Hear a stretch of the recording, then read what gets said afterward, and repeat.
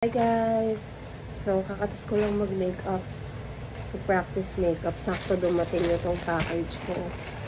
To be honest, ito na yung second time na in-order ko to. And hopefully ngayon wala na siyang damage.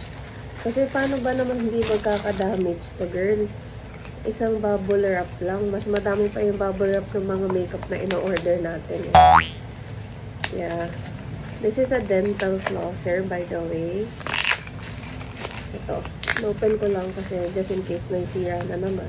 E di meron na akong copy. May proof na ako ng whole video. Though ngayon hindi naman masyadong stricto kasi bawal yun eh. Sabi sa government. Kasi hindi naman lagi mavivideohan mo kapag bubuksan mo. Ito yun, oral irrigator. Mas kilala din sa dental flosser. Dito sponsored. And sana okay na to. Wala nang damage.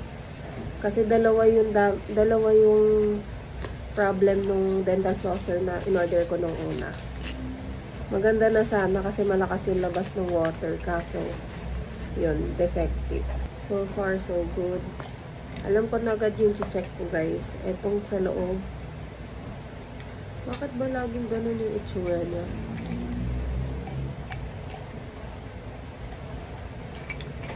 Ganito ako, hindi ako nadadala hanggat di ko nakukuha yung maayos na product.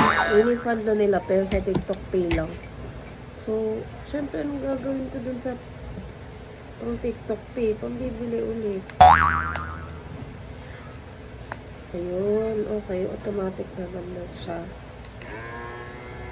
Yan. Soft, normal, and pulse. And soft, normal, and pulse. Tingnan natin yung panghigot niya kung okay. Yan, perfect.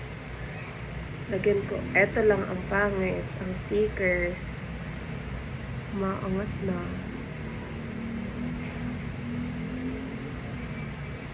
Yan, yun na. Ang importante may panglinis. Try ko na guys, agad-agad. Tapos ko rinse ito. So, ito yung purpose niya. Ito yung kinuha ko. May iba't ibang tool din siya. Papakita ko later.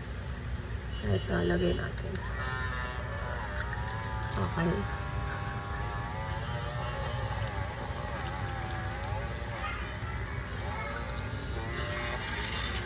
Lakas ng pressure.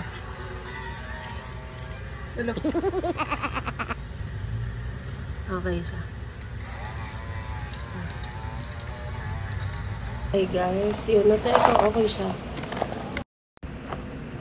Okay siya. Soft pa lang. Alam mo yung parang panglinis talaga ng dentist, ganun kalakas.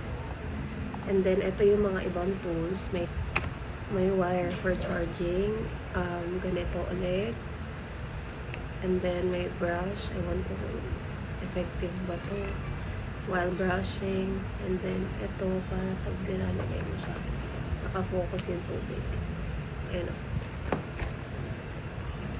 So, overall, yung experience ko, ang saya naman. Linis nyo naman yung mga dapat linisin. Especially, naka-braces ako. Hirap talaga mag-floss kapag